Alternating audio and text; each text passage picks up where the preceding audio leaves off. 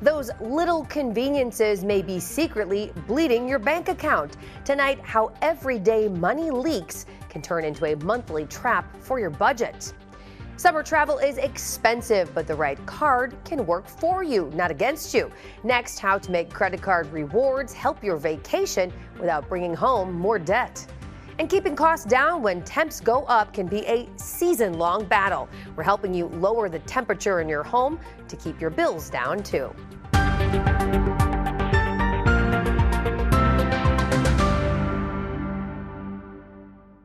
Welcome to the Watchdog, where we protect consumers. We share warnings and alerts and help you save money. I'm Jen Pachano. Job seekers beware. You must watch out for scammers who are prepared to deceive and mislead you as you search for a legitimate job and income to help you make ends meet. Dawn G had a chance to speak to the Better Business Bureau to help you recognize the fakes so you're ready to get down to business. There's enough emotion and hard work tied to looking for a legitimate job. Throw in a scam and the possibility that someone can take your money and your identity, and that can turn your world upside down. You have to work just as hard to spot the scammers. The core of the job scam has been around for a long time. It's the exact details that change with the times. Whitney Atkins with the Greater Kentucky Region BBB shares employment scams are rising and job hunters are being tricked with new tactics in this digital age. They're finding new ways to reach different audiences, new ways to appeal to younger generations, the generation who is maybe leaving high school or college and looking for their first job. Over the last 3 years, nearly 50,000 people reported falling for an employment scam. Reports exploded in 2025, doubling over the previous year, despite warnings about the scams being shared publicly more than ever before. Every demographic is affected. So I tell folks, I don't care how old or young you are, how educated you are, where you grew up, what you do, you can be scammed. America's job market looks strong, but it is complicated. Scammers are benefiting as hiring has slowed, hiring time is increasing, and competition for available jobs is fierce. Plus, many need a second job just to make ends meet. Scammers are tuned into what's going on in the world right now, and therefore they realize that more and more people might be looking for jobs. Don't just look for a job. Also, watch out for red flags. So if it seems almost too easy for the amount of money they're offering or the flexibility they're offering, that's a reason to be skeptical of that listing. You get the fake position and the scammer ends up getting paid because they stole your information, they said, for payroll purposes. You reach out to the company itself and suddenly that phone number doesn't work or that email address bounces back. It's because they're gone. They're on to the next victim. Do read the job descriptions very carefully and closely. Do your research ahead of time. And do protect your personal information. The BBB lists unprompted job offers, jobs offered without an interview, high-pressure offers to take a job immediately, upfront costs to begin work, task-based job offers, text job offers as some of the most popular scams used to steal unsuspecting job searchers' money and identity. But if and when it happens to you, please report it. Please report it to BBB. Please report it wherever you can and share that information. You want to treat it like your identity has been compromised, because it has. You can use the Better Business Bureau Scam Tracker to look up a business name and see if anyone has reported them. That's a start. Search for the exact company and if you can apply for the job on the company website. That is always safer. Using well-known platforms like LinkedIn or Indeed may be a bit safer, but they are not immune to scammers hopping on the site for a quick ride before they get caught. Helping you make ends meet, I'm Dawn G. Summer travel can put pressure on a family budget before the trip even starts. And if you're planning to use a credit card or credit card rewards, consumer experts say it's important to pick a card that fits how you spend. In this Watching Your Wallet, consumer investigator Carice Jackman looks at ways to make rewards work for you without bringing home more debt. Whether you're flying or driving, the cost of summer travel can add up fast. Things have really taken a toll on people over the years. The cost, the affordability struggle, and more recently the high gas prices. It's why John Kiernan, managing editor at Wallet Hub, wants to make that part of your vacation less stressful. We want to give people the best chance of not coming home from that vacation with a lot of debt and still having a good time. Wallet Hub conducted a summer travel credit card survey and found 44% of Americans plan to use credit card rewards to pay for a vacation this year. The average travel rewards card offers an initial bonus of more than 35,000 points or miles. Kiernan says one way to make those rewards count is to choose a card that matches your travel plans and your everyday spending. One of our favorites right now is the Capital One Venture Card. It has a huge initial bonus that's relatively easy to meet. It also gives at least double miles on all purchases, and so that works out to at least 2% cash back when you redeem for travel. He also points to the Chase Sapphire Preferred Card as an option for some travelers. It also has a really big bonus and gives good rewards on all travel and dining. But Kiernan says travelers do not always need to focus only on miles, points, or airline cards. For people who do not travel often, a more flexible cashback card may make more sense. If you don't travel all that much, you can get a cashback card, for example. There are a bunch of cards out there these days, like the City Custom Cash Card, which will kind of personalize the rewards to use. The bottom line, do not pick a card just because the bonus sounds big. With this Watching Your Wallet, I'm Carice Jackman. And a reminder, credit card rewards can lose value quickly if you carry a balance and pay interest. Before opening a new card, compare the annual fee, the interest rate, sign-up bonus requirements, and the categories where you spend the most. Well, this is the time of year where a lot of us head out of town to take a summer vacation. But how secure is your home while you're gone? Now, before you spend a lot of money on a security system, CBS's Josh Szydorowicz explains the simple habits experts say might protect your home better than all those gadgets.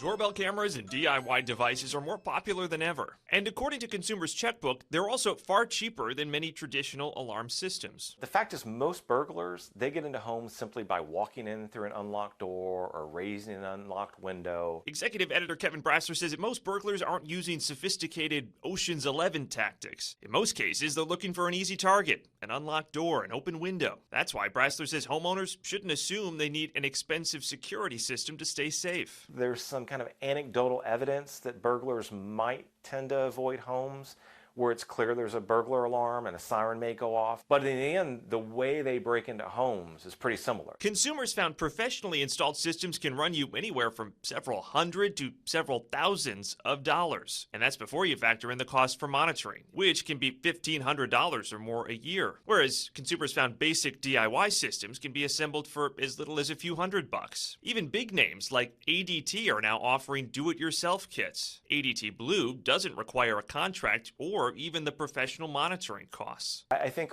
often that may be the better way to go in terms of saving a lot of money. But he says the best home security habit is also the cheapest. Lock your doors, lock your windows, and make sure it looks like someone's home even when you're away. In Philadelphia, Josh Szydorowicz, CBS News.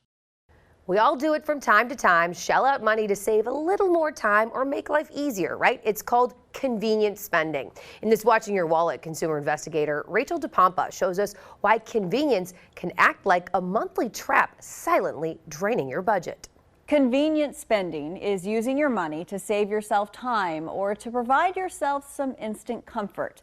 It can quickly solve a problem and make life easier, but there's a reason. Kiani Epps, the founder of the YouTube channel The Responsible Home Girl, also calls convenient spending money leaks. You think, oh, I should be making more money. I don't have enough money. You have the money, but it's these small little pockets of money that we spend that we are not as intentional with, that we don't pay attention to. And if we're honest, convenient spending is expensive. Epps says we live in a culture where we want things fast. The subscription service, the movie rental, the coffee on the go, the takeout, the delivery. All of these are small things that just add up over time and drain your budget by hundreds of dollars. I would say do an audit, because sometimes you may think you're not spending as much money, but once you see it in black and white, you're like, hold up, I gave Uber Eats way too much of my money, or I gave the subscription service way too much of my money. So go back through those bank statements, I would say the past 30 to 60 days, and look at how much convenient spending you did. She says, be honest with yourself. Did you really need something delivered, or should you have just gotten in your car to pick it up? Did you really need to eat out every day, or should you have taken the time to prepare meals at home? She says, look at the numbers on paper, because the numbers don't lie about your spending habits, and see where you can actually cut back. With this Watching Your Wallet, I'm Rachel DePompa. The scorching hot weather isn't the only reason your home feels so steamy in the evening. Jeff Wagner helps you lower the temperature inside by resetting your routine. When I get home from work in the evening, my first thought is dinner. So I might fire up the oven or the stove, then I'll maybe head downstairs and start a load of laundry. And when it's all said and done, I'm probably running the dishwasher. I think I'm being efficient. My home during this heat wave would disagree. Which appliances produce the most heat in a home? Good question. I think people realize that they're generating some heat, but they might not realize just how much heat they're generating inside their homes. Dan Rasmussen is a senior marketing manager at Xcel Energy. So the biggest heat-producing culprits or appliances in our homes are our oven and stovetop, our clothes dryer, and our dishwasher. When those are running, your AC is having to work extra hard to combat the heat that those are generating. That means instead of cycling off, AC units will keep running for longer stretches as they try to cool the heat emanating from kitchens, laundry rooms, and spaces nearby. And our appliance use often coincides with the hottest part of the day. It's that peak part of the middle afternoon that your AC is just working overtime. So how can we ease the appliance strain on our AC? Two ways. Change up the timing and change up the methods. The best time to use these appliances are earlier in the morning, let's say before 11 a.m. or in the evening, maybe after 8 p.m., just when that outside temperature starts to ease off. When it comes to changing the methods, you can grill your food or use a slow cooker instead of the oven or the stovetop, and you can dry your clothes on a rack or a clothesline outside instead of using the drying machine. You know, another one in Minnesota here, it's hot and it's humid, so many of us have a dehumidifier running in our basements. Those produce so much heat, way more than you would think, so consider trying to run those overnight or forgo having those on during a heat wave. Electronics like TVs, gaming consoles, and computers produce heat at a smaller rate, but collectively they add up, especially if they're all running in one room. Managing their use, and more importantly, larger appliances, might not be as important on mild days, but those are hard to find amidst a steamy summer. With photojournalist Jose Pascual, Jeff Wagner, WCCO News. All right, coming up on the Watchdog, medical office staff being called upon to curb a new brand of scam. We talked to a senior advocacy group about how they can help protect your medical information and stop fraud.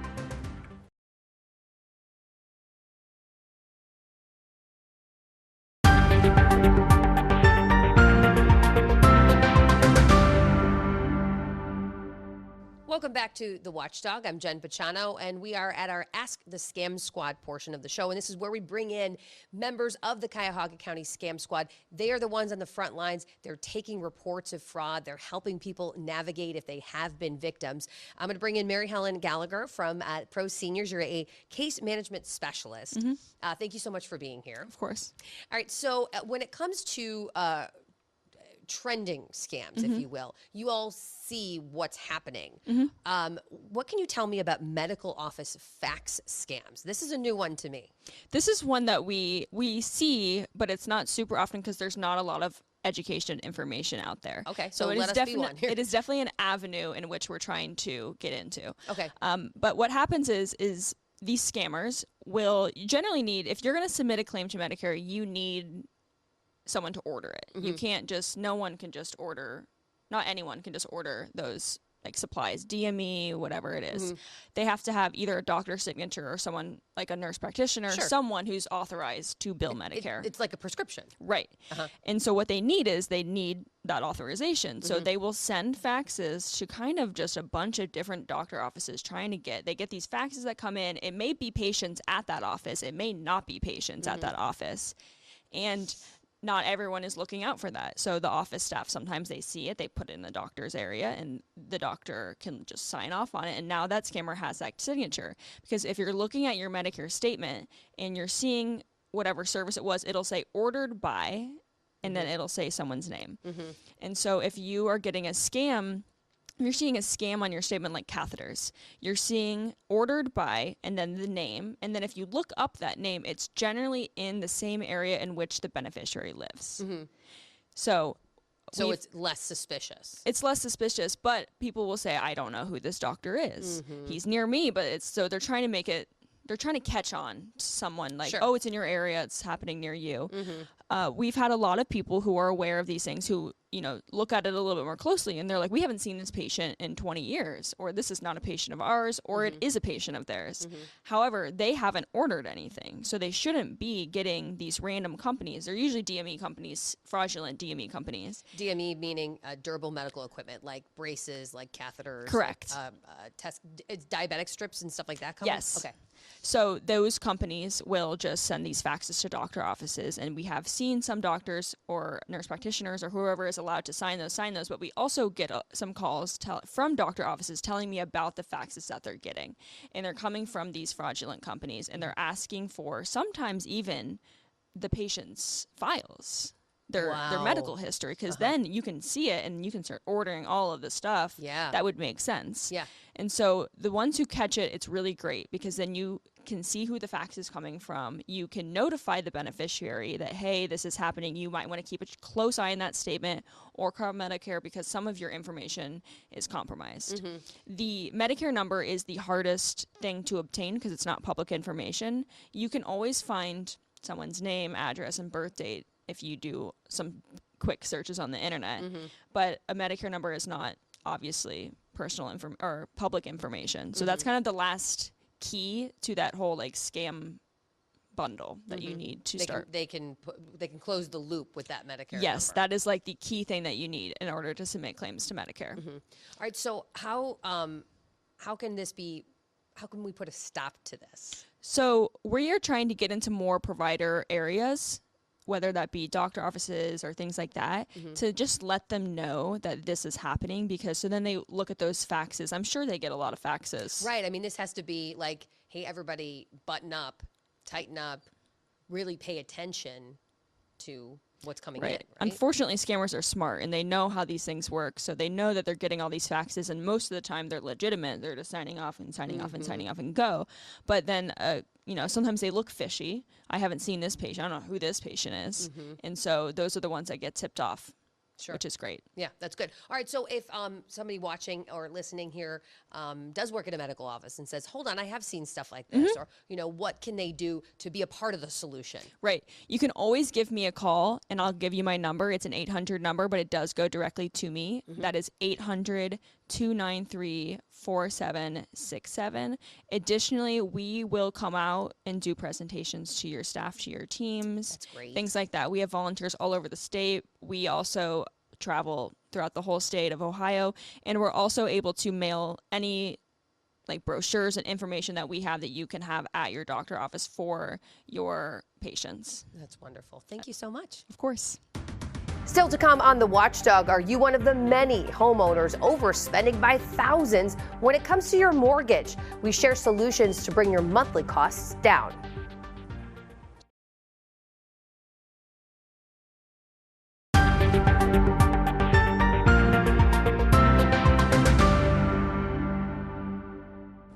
You may be paying more than you need for your mortgage every month. A new bank rate analysis shows the average homebuyer is overspending by thousands of dollars every year. Susan Campbell has these details. According to Bankrate, the typical homeowner could have saved more than $3,000 every year if they had just shopped around for their mortgage. You found home sweet home, and you settle in for years of mortgage payments. 9 in 10 homebuyers overpay for their mortgage, and it's not because there weren't better deals available to them when they were in the market. It's because they never found them. Bankrate's Alex Gailey says the typical borrower overspends on their mortgage by more than $3,300 every year because they didn't lock into the most competitive rate. Over the life of a 30-year loan, that adds up to almost $80,000. It absolutely adds up. We know that for those that have bought a home since 2022, it's a $65 billion annual drag on American household wealth. I mean, that's money that you could be using to wipe out your credit card debt or padding your retirement or funding your kids' tuition. The solution is simple. Shop around and compare rates. Ultimately, lenders should be competing for your business. And what is happening a lot of the time is that borrowers are going out there, they're getting one recommendation from a realtor or a family or a friend, and they're just going with that option. But it's very important that people realize how much money they're leaving on the table by not shopping around. When you're searching for quotes, get them on the same day and make sure you're factoring in fees so you know you're comparing apples to apples. I'm Susan Campbell. Now it's time for our recall roundup. More than 500,000 power tools from Greenworks Tools being recalled because of potential fire hazards. The CPSC says charging the lithium-ion batteries through the USB-C port while the batteries are inserted in this yard power tool can cause the batteries to short circuit, and that does pose a risk of serious injury from fire hazard. Madewell also concerned about a fire hazard after one of their sweaters caught on fire. They're voluntarily recalling nearly 6,000 sweaters because they violate the mandatory standard for clothing textiles. The CPSC reports that the sweaters were sold at Madewell and TJ Maxx stores nationwide, as well as online at madewell.com from December 2024 through October of 2025. If you've got one in your closet, don't wear it and head to the company's website for instructions on a refund. And Panasonic is recalling this electric toaster oven because of shock and fire hazards. There were about 11,000 of them sold here in the U.S.